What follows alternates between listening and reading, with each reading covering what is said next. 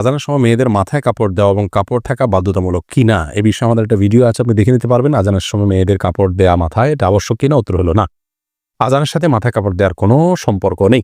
বাসাবাড়িতে যে সমস্ত মা বোনরা আছেন কিংবা পথে ঘাটে আছেন, মসজিদের সামনে দিয়ে যাচ্ছেন, আজান আওয়াজ শুনছে, ওই টাইমে মাথায় কাপড় টেনে দিতে হবে এমন কোনো বাধ্যবাধকতা নেই। তবে যদি তিনি বাইরে অন্য পুরুষে থাকেন তাহলে সর্বাবস্থায় তাকে মাথায় কাপড় টেনে নেওয়া উচিত, আজান দেওয়া অবস্থায়ও, আজান না দিলেও।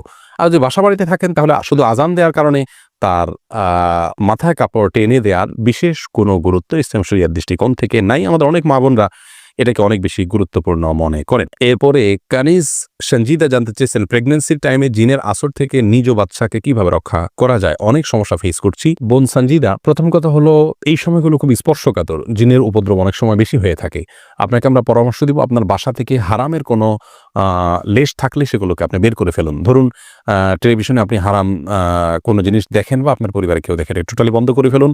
বাসায় ছবিযুক্ত কোনো কাগজ, ঠোঙ্গা বা কোনো ছবি ঝুলানো টুলানো যে কোনোভাবে প্রদর্শিত থাকলে সেগুলোকে ড্রয়ার ইত্যাদিতে ভরে ফেলুন বা বাইরে ফেলে দিন।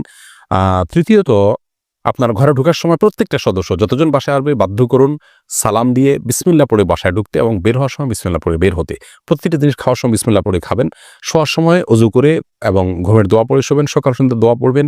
এর পাশাপাশি আপনি সূরা বাকারা এটা উচ্চ ভলিউমে বা যতটুকু আপনার শুনতে সুবিধা হয় ততটুকু ভলিউমে মোবাইলে বা কোনো কিছু বাজিয়ে আপনি রেখে দিবেন, বা উচ্চস্বরে নিজে তেলাওয়াত করতে পারলে আরও ভালো।